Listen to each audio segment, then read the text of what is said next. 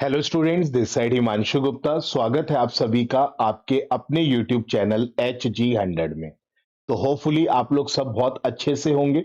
और जैसे कि गुड न्यूज़ ये है कि बैंक ऑफ इंडिया का ऑफिशियल नोटिफिकेशन निकला है पीओ का, प्रोबेशनरी ऑफिसर, जिसको हम असिस्टेंट मैनेजर भी बोलते हैं। तो इस वीडियो में हम लोग डिस्कस करने वाले हैं कंप्लीट डिटेल सिलेबस कि बैंक ऑफ इंडिया पीओ का सिलेबस क्या रहता है, पैटर्न्स क्या रहते हैं, इसका कंप्लीट ओवरव्यू आपको दिया जाएगा, फॉर्म कैसे भरना है, क्या क्या डॉक्यूमेंट्स अपलोड करने हैं, एवरीथिंग। तो इस वीडियो को बहुत ध्यान से देखिए और वीडियो देखने के बाद मैक्सिमम ग्रुप में इस वीडियो को शेयर करें, जिससे बाकी बच्चों का भी भला हो पाए। और अगर ये सेशन अच्छा लगे तो प्लीज इस वीडियो को लाइक एंड शेयर जरूर करें। और जैसा कि आपको पता है, ये आपका यूट्यूब चैनल है HG100, इसको सब्सक्राइब करके रखें, बेल आइकॉन प्रेस करके रखें, जिससे इंफॉर्मेटिव वीडियोस आप लोगों को डेली बेसिस पर मिलती रहे। तो चलिए सेशन स्टार्ट करते हैं।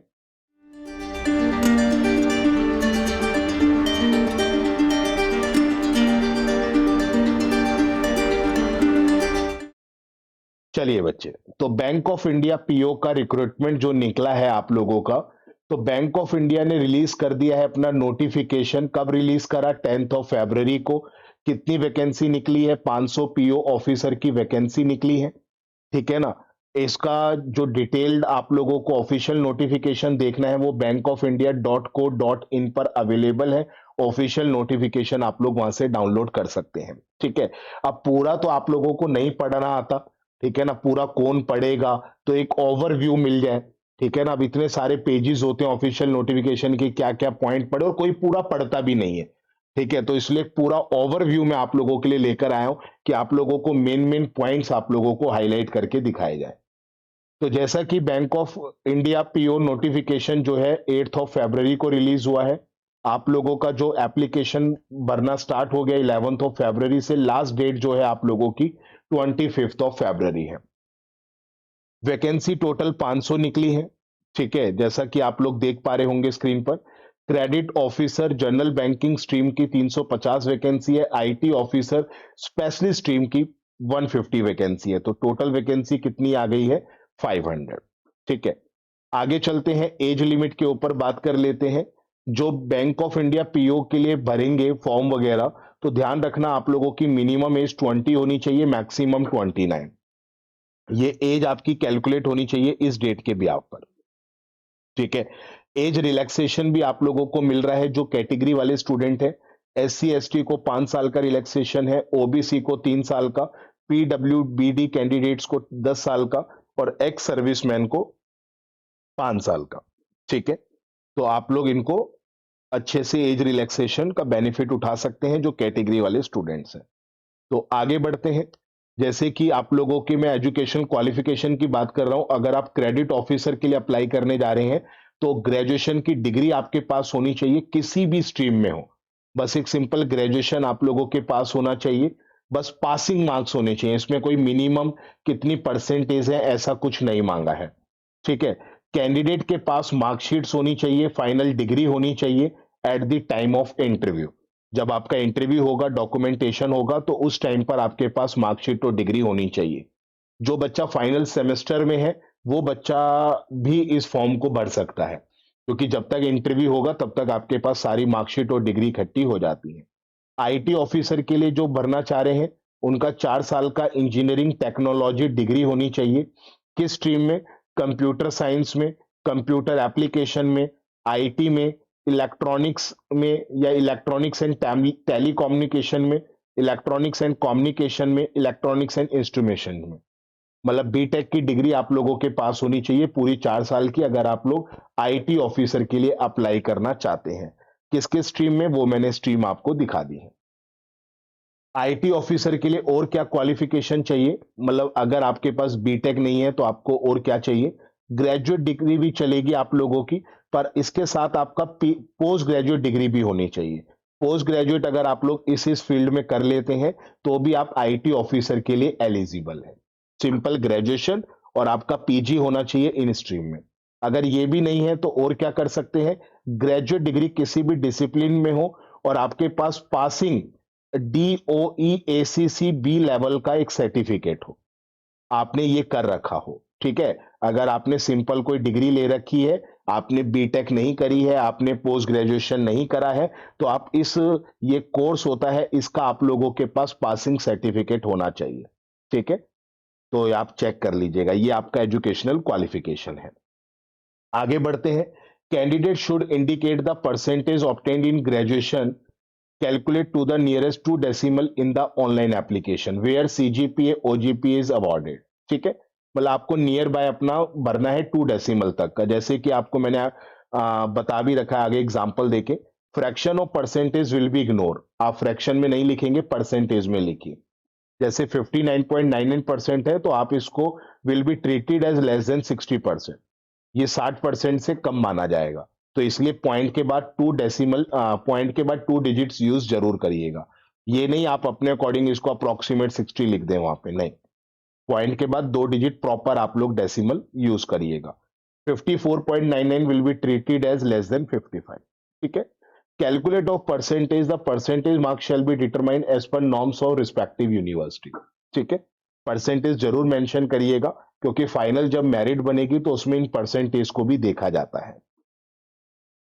आगे चलते हैं, आप लोगों से क्या क्या दे रहा है। Candidate who were holding the similar post of Bank of India in the past are not eligible, hence need not apply. अगर आप ऑलरेडी बैंक ऑफ इंडिया में किसी सिमिलर पोस्ट के ऊपर ऑलरेडी वर्क कर रहे हैं तो आपको अप्लाई करने की कोई नीड नहीं है। ठीक है। Candidates ready to work anywhere in India should apply. India में आपको कोई भी सिटी, कोई भी स्टेट में आपको भेजा जा सकता है, तभी आप ये सोच समझ के अप्लाई करिएगा। Candidates having the requisite qualification stipulated for the post only one apply, post can only apply. हाँ, ठीक है ना। तो आप लोगों को जैसे 2 पोस्ट के लिए निकाला गया है, तो आप लोग अपनी क्वालिफिकेशन के बेस पर ही अप्लाई करिए। The candidates can apply only for 1 post, आप एक ही पोस्ट के लिए अप्लाई कर पाएंगे, दोनों के लिए 2 अलग अलग फॉर्म मत भर दीजिएगा। आगे चलते हैं, एप्लीकेशन फीस क्या है। कैटेगरी वाले स्टूडेंट्स के लिए एप्लीकेशन फीस है 175, और जो जर्नल, ईडब्ल्यूएस और ओबीसी वाले कैंडिडेट हैं उनके लिए फीस जो है वो 850 है। ठीक है। सिलेक्शन प्रोसेस क्या होता है, एक ऑनलाइन टेस्ट होगा। ठीक है, इसमें प्रीलिम्स और मेंस नहीं होता, बस एक ही ऑनलाइन टेस्ट होगा, ग्रुप डिस्कशन होगा, पर्सनल इंटरव्यू होगा। Exam will be computer based होगा, सीबीटी। ठीक है, नेगेटिव मार्किंग आपकी 0.25 मार्क्स की होगी। ठीक है ना, आप लोग देख पा रहे होंगे। और आप लोगों का टेस्ट जो है वो इंग्लिश लैंग्वेज में होगा। ठीक है, test except the test of English language and English descriptive paper will be available bilingually, English and Hindi. ठीक है ना। इंग्लिश जो आपका सब्जेक्ट होगा वो तो प्रॉपर इंग्लिश में होगा, बाकी सारे सब्जेक्ट्स आप लोगों के बायलैंग्वेज होंगे। ठीक है, तो ये आप लोगों को दे रखा है कंप्लीट, मैंने आप यहां पर देख पा रहे हैं। इंग्लिश में total number of questions 35, marks 40, इसका मीडियम रहेगा इंग्लिश, 40 मिनट्स। ठीक है ना, सेक्शन वाइज आपको टाइम भी अलॉट होगा। जैसे ही 40 मिनट पूरे हो जाएंगे आपका ऑटोमेटिकली स्किप हो जाएगा आपका वो सेशन। रीजनिंग और कंप्यूटर 45, मतलब इसमें रीजनिंग जो है 35 का रहेगा और कंप्यूटर 10 का रहेगा। मार्क्स आपका 60, बाइलैंग्वेज आएगा, 60 मिनट्स आपको मिलेंगे। ठीक है ना। इसका लेवल मैं आपको बता देता हूं, आईबीपीएस पीओ का जो प्रीलिम्स और मेंस वाला लेवल आता है वो आप लोगों को मिलने वाला है। ठीक है, आईबीपीएस पीओ का जो प्रीलिम्स और मेंस वाला लेवल होता है वो मिक्सअप आपको मिलने वाला है। जनरल इकोनॉमिकल बैंकिंग अवेयरनेस के 40 क्वेश्चन मिलेंगे, 40 नंबर के, बाइलैंग्वेज आएगा, 35 मिनट्स आपको मिलेंगे। डीआई आप लोगों का जो कंप्यूटर्स में आएगा, सॉरी क्वांट में आएगा, वो 35 क्वेश्चन आएगा, सारे डीआई बेस्ड क्वेश्चंस रहेंगे। इस डीआई में आपका अर्थमेटिक बेस्ड डीआई भी रहेगी। ठीक है, टोटल मार्क्स आपको 60 प्रोवाइड कराए जाएंगे और इंग्लिश हिंदी बाइलैंग्वेज में होगा, 45 मिनट्स आप लोगों को दिए जाएंगे। सारा पेपर डीआई के ऊपर आएगा। ठीक है ना, डीआई आ सकता है, डेटा सफिशिएंसी आएगा, डीआई और data sufficiency, arithmetic based DI जरूर आएगी। ठीक है, इंग्लिश डिस्क्रिप्टिव पेपर आप लोगों का ये भी ऑनलाइन होगा, लेटर और ऐसे लिखने का, ये सिर्फ इंग्लिश लैंग्वेज में होगा। इसके मार्क्स आपको 25 मिलेंगे, आपको हाफ एन आवर का समय दिया जाएगा। ठीक है, सारी चीजें मैं आपको डिटेल में दे रहा हूं। इंटरव्यू और ग्रुप डिस्कशन का क्या रहता है, इंटरव्यू में bank will conduct the personal interview of all the selected candidate. जिन बच्चों का ऑनलाइन टेस्ट क्लियर हो जाएगा उनको इंटरव्यू के लिए बुलाया जाएगा। टोटल मार्क्स जो इंटरव्यू के होंगे वो 60 होंगे, मिनिमम क्वालिफाइंग मार्क्स जो है वो आपका 40% रहेगा। 40% का मतलब कितना हो गया, आपको 24 नंबर कम से कम लेने हैं और 35% मार्क्स आपको लेने हैं जो कैटेगरी वाले स्टूडेंट है, एससी एसटी ओबीसी। अब देखिए ये इंटरव्यू की वीडियोस मैंने ऑलरेडी आप लोगों के इस चैनल पे डाल रखी है HG100 पे, तो इंटरव्यू की वीडियोस आप लोग देख सकते हैं। मैंने 4 पार्ट में डाली है। इंटरव्यू में कहाँ-कहाँ से क्वेश्चन आते हैं, पर्सनल क्वेश्चंस क्या होते हैं, बैंकिंग क्वेश्चंस क्या होते हैं, सारी मैंने वीडियोस आपको डाल रखी है। सब आपको सारे सेशंस फ्री में प्रोवाइड कराए गए, एंजॉय करिए।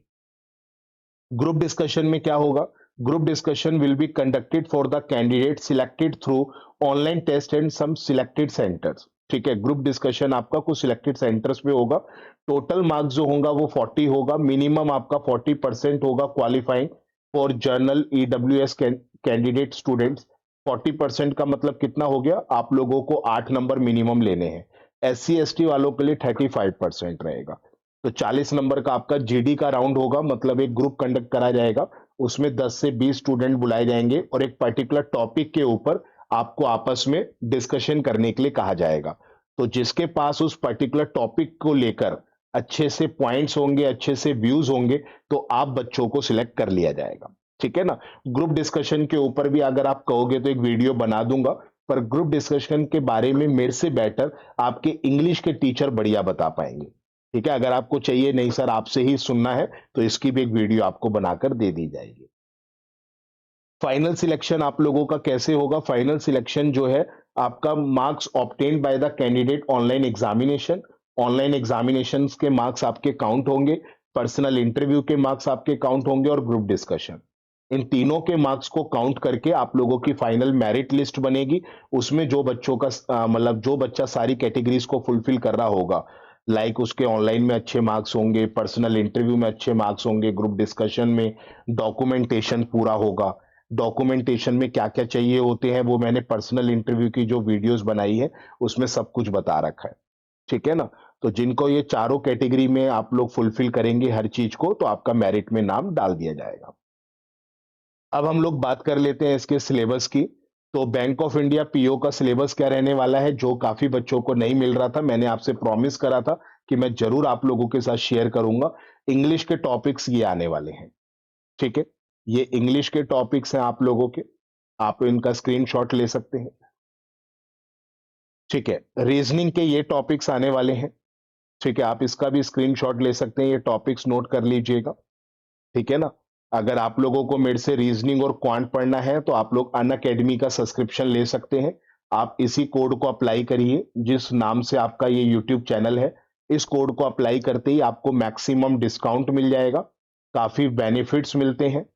ठीक है, आप लोगों को एक्स्ट्रा मंथ्स का सब्सक्रिप्शन भी मिलेगा और मेरे साथ साथ आपको सभी टॉप एजुकेटर से पढ़ने के लिए मिलेगा। ठीक है, तो आप जुड़ सकते हैं। आपका नया बैच स्टार्ट हो रहा है बैंक ऑफ इंडिया पीओ का। आपका बैच स्टार्ट हो रहा है फेब के एंड वीक में, लास्ट वीक में। ठीक है ना। आप लोगों का ये स्टार्ट हो रहा है नया batch bank of India PO का। इसमें मैं रीजनिंग लेने वाला हूं। अन अकेडमी पर ये बैच स्टार्ट होगा, सारे टॉप एजुकेटर्स की टीम आप लोगों के साथ जुड़ेगी। जनरल इकोनॉमिक और बैंकिंग अवेयरनेस में आपके जो टॉपिक्स रहने वाले हैं वो इस फील्ड से रहने वाले हैं, और डेटा एनालिसिस और इंटरप्रिटेशन में आप लोगों का ये डीआई आने वाली है। ठीक है ना, मैंने आप लोगों को बताया था अर्थमेटिक बेस्ड डीआई एक जरूर आएगी। ठीक है ना, एक या दो डीआई अर्थमेटिक बेस्ड आपको जरूर देगा, तो अर्थमेटिक आपका स्ट्रांग होना चाहिए। वैसे तो ये डीआई लिखता है, पर मैंने बैंक ऑफ इंडिया में क्या देखा था कि 2 से 3 क्वेश्चन इसने डेटा सफिशिएंसी से भी डाले थे, तो डेटा सफिशिएंसी भी एक बार देख लीजिएगा। How to apply online for Bank of India PO 2023, आपने कैसे अप्लाई करना है इसके बारे में थोड़ा डिटेल में जान लेते हैं। आपको सबसे पहले इसकी ऑफिशियल वेबसाइट पे जाना है, जिसका लिंक मैंने आप लोगों को यहाँ पे प्रोवाइड करा रखा है।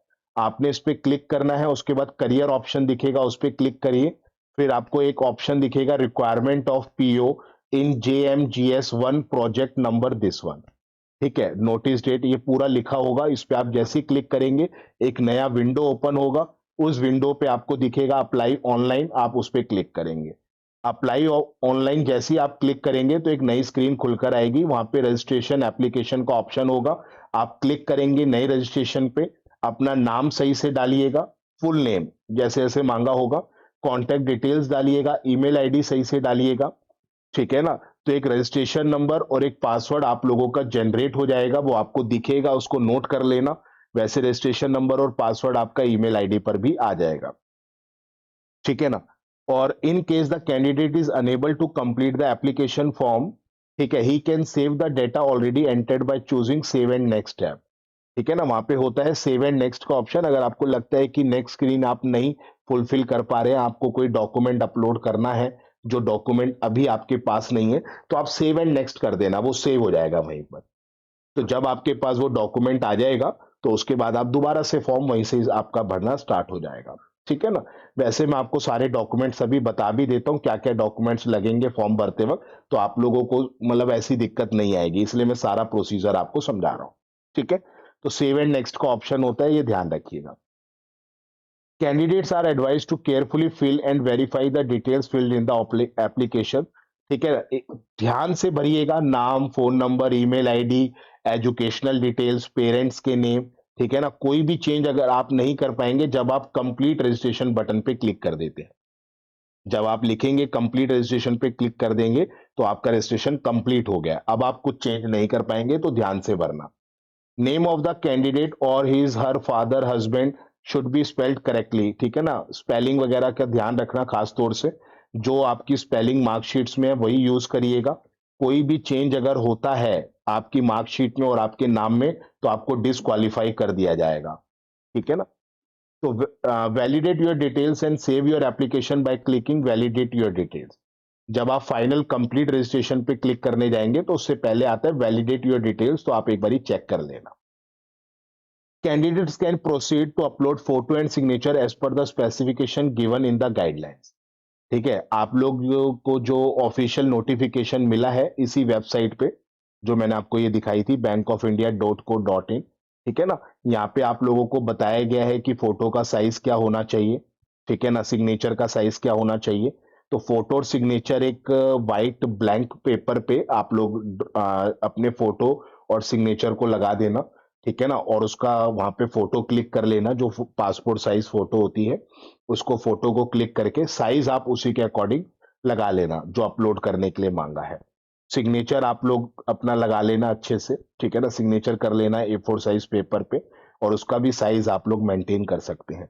मान लीजिए आपने फोटो क्लिक करी और साइज आ गया 80 KB का, सिग्नेचर में मांग रहा है 10 से 20 KB, तो आप है ना एडजस्ट कर सकते हैं। ऑनलाइन काफी चीजें आती हैं कि साइज कम करने के लिए, जब बढ़ाने के लिए, तो आप वहां पे देख सकते हैं। नहीं तो कोई आपका नॉन में कोई टेक्निकल पर्सन हो तो आप उससे भी करा सकते हैं, ठीक है ना। तो जब भी आप एप्लीकेशन फॉर्म भरने जाएंगे तो फोटो और सिग्नेचर अपने पास रखिएगा। प्रीव्यू टैब का ऑप्शन भी आता है, वहां पे देख सकते हैं कि आपने मतलब क्या क्या भरा है, सारी चीजें ओके है या नहीं है। कंप्लीट रजिस्ट्रेशन पे क्लिक करने से पहले प्रीव्यू कर लेना, ठीक है। आप मॉडिफाई कर सकते हैं, अगर मान लीजिए आपने प्रीव्यू कर रखा है और आपको कोई गड़बड़ी लग रही है तो आप मॉडिफाई कर सकते हैं, पर जब आप कंप्लीट रजिस्ट्रेशन कर लेंगे तब उसके बाद आपका मॉडिफाई नहीं हो पाएगा, ठीक है। उसके बाद जैसे ही आप कंप्लीट रजिस्ट्रेशन पे क्लिक करेंगे वो डायरेक्ट आपको पेमेंट टैब पे ले जाएगा, फिर आप लोग पेमेंट कर सकते हैं online, credit card, debit card, net banking, UPI ID, wallet, ठीक है ना। कोई भी ऑप्शन आप पे क्लिक कर सकते हैं। मैंने आपको साइज के बारे में भी बता दिया है, जैसा कि मैंने आप लोगों को कहा भी था कि भाई आपको कोई भी वो पूरा ऑफिशियल नोटिफिकेशन पढ़ने की नीड नहीं है। फोटोग्राफ की जो इमेज होनी चाहिए उसका साइज ये होना चाहिए, जो भी कोई टेक्निकल पर्सन होगा आप उससे करा लीजिएगा। डायमेंशन यही रखिएगा, साइज आप 20 से 50 KB के बीच में रखना। भाई एक recent passport style colour picture होनी चाहिए जिसकी आप फोटो क्लिक करेंगे, ठीक है ना। जिसका बैकग्राउंड लाइट कलर का होगा, प्रेफरेबली व्हाइट आप बैकग्राउंड रख सकते हैं, ठीक है ना। और जो आपकी पिक्चर होगी वो कलर में होगी, ठीक है ना। बिल्कुल स्ट्रेट खड़ा होना है आप लोगों ने, ये नहीं बैठ के पिक्चर क्लिक करवा रहे हैं, ऐसा कुछ नहीं होना चाहिए। रिलैक्स फेस आपका दिखना चाहिए। सन ग्लासेस अगर सॉरी, अगर आप लोगों को ग्लासेस वियर करते हैं तो आप ग्लासेस वियर करके ही फोटो क्लिक कराइएगा, ठीक है। कोई कैप या हैट वियर कर मत करना, कोई डार्क ग्लासेस वियर मत करिएगा, लाइक जैसे सन ग्लासेस वगैरह होते हैं, ठीक है ना। कोई रिलीजियस आप लोगों ने कोई चीज ना पहन रखी हो, ठीक है ना? फोटो क्लिक करने के दौरान सब चीजें थोड़ा सा हटा देना, बिल्कुल सिंपल सोबर फोटो होनी चाहिए। ठीक है ना? आईज आपकी ब्लिंक नहीं करनी चाहिए, आईज बंद नहीं होनी चाहिए, हेयर स्टाइल ज्यादा कुछ भद्दे नहीं होने चाहिए। ऐसा ना हो उस टाइम पे आपके बाल बड़े हुए हैं, एग्जाम टाइम में आप बाल कटवा के चले जाओ, बिल्कुल पिक्चर अलग ही लगे। ठीक है ना? तो छोटी छोटी बातें ये ध्यान रखिएगा। आगे चलते हैं, सिग्नेचर और लेफ्ट थंब इंप्रेशन के बारे में मैं आप लोगों को बता देता हूं। एक हैंड रिटन डिक्लेरेशन भी मांगता है। तो भाई एप्लीकेंट को क्या करना है, साइन करना है व्हाइट पेपर पे, जैसे मैंने आपको बताया था, ब्लैक इंक पेन यूज करिएगा। एक A4 साइज का व्हाइट पेपर लेना, उस पे ब्लैक इंक पेन से अपना सिग्नेचर करना। डायमेंशन ये रखना, साइज रखना 10 से 20 केबी का, जैसे मैंने आपको बताया था। सिग्नेचर आप लोगों का बिल्कुल एप्रोप्रिएट साइज का होना चाहिए और क्लियरली विजिबल होना चाहिए, और वही सिग्नेचर आप लोग वहां एग्जाम में करेंगे। सिग्नेचर चेंज नहीं होना चाहिए। लेफ्ट थंब इंप्रेशन में आपने क्या करना है, व्हाइट पेपर आप लोगों ने लेना है। ठीक है ना? व्हाइट पेपर आप लोगों ने लेना है और उसके बाद आप लोगों ने ब्लैक या ब्लू इंक पे अपना थंब लगाना है। ठीक है? जैसे मैं थोड़ी देर के लिए विजिबल हो जाता हूं। आपने एक A4 साइज का व्हाइट पेपर लिया, ब्लैक या ब्लू इंक लिया और अपना लेफ्ट थंब उस पे लगा दिया। उसका डायमेंशन आप लोग अपने अकॉर्डिंग एडजस्ट कर लेना, जो मैंने दे रखा है। ठीक है ना? 3 सेंटीमीटर इंटू 3 सेंटीमीटर को आपका पेज लेना है। पेज आप कितना भी ले लेना, उसको क्रॉप कर लेना। साइज आप यही रखिएगा। ठीक है ना? इसलिए हर चीज मैं आपको दिखाता चल रहा हूं।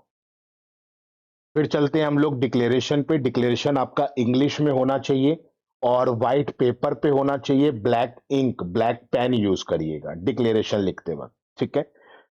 जितना भी फाइल की टाइप होगी आपने देखा होगा, सब जेपीजी या जेपीईजी में होनी चाहिए। ठीक है? फाइल साइज इसी में रखिएगा, नहीं तो अपलोड नहीं होगा। डायमेंशन आपने ये रखना है। ठीक है? आपने साइज ये रखना है, मतलब 10 सेंटीमीटर आपको लेंथ रखनी है, 5 सेंटीमीटर उसकी विड्थ रखनी है। ठीक है? और ये 50 से 100 केबी के बीच में आप लोगों का फाइल साइज होना चाहिए। Clear? Signature, left thumb impression and the handwritten declaration should be of the applicant and not by any other person. ये जो लेफ्ट थंब इंप्रेशन है वो आपका होना चाहिए, हैंड रिटन डिक्लेरेशन आपकी हैंड राइटिंग में होना चाहिए, सिग्नेचर आपका होना चाहिए, नहीं तो आप लोग डिस्क्वालीफाई हो जाएंगे। Applicant signature on the attendance sheet or call letter signed at the time of examination does not match the signature uploaded, the applicant will be disqualified. मैंने बताया ना, अगर वहां पे सिग्नेचर आप लोगों का मैच नहीं हुआ तो आप डिस्क्वालीफाई हो जाएंगे। Signature handwritten declaration capital letter में एक्सेप्टेबल नहीं होगा। सिग्नेचर जैसे मैं कुछ इस तरीके से करता हूं, तो मेरा सिग्नेचर यही है, ऐसा नहीं कि जैसे मैं यूज कर रहा हूं तो मैंने तो कैपिटल लेटर लिखा, अब ये मेरा सिग्नेचर नहीं होना चाहिए। मेरा सिग्नेचर ये नहीं माना जाएगा। ठीक है ना? तो अगर मैं स्मॉल लेटर्स में अपना सिग्नेचर रखता तो मैं कुछ इस तरीके से रखता और यही सिग्नेचर आपका हर जगह होता। ठीक है? तो कुछ ध्यान रखिएगा, ये छोटी छोटी बातें होती है। सिग्नेचर और हैंड रिटन डिक्लेरेशन आप लोगों का कैपिटल लेटर में नहीं होना चाहिए। Ensure that photo, signature, left thumb impression, handwritten declaration are uploaded at the specific space only in the online application form.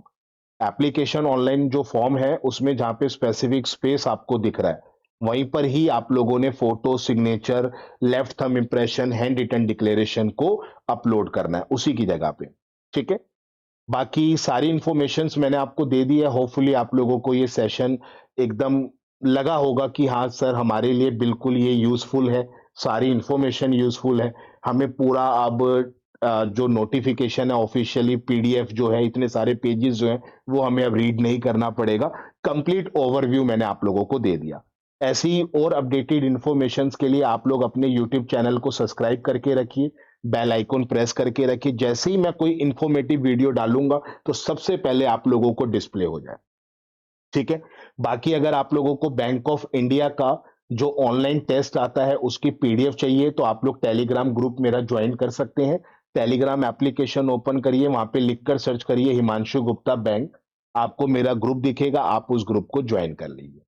और आप लोगों से एक छोटी सी रिक्वेस्ट ये रहेगी कि प्लीज इस वीडियो को मैक्सिमम ग्रुप में शेयर करें, अपने स्टेटस पे लगाएं, जिससे आप बाकी बच्चों का भी भला कर पाए। गॉड ब्लेस यू बच्चे, हंसते रहिए, मुस्कुराते रहिए और मेहनत करते रहिए। God bless you.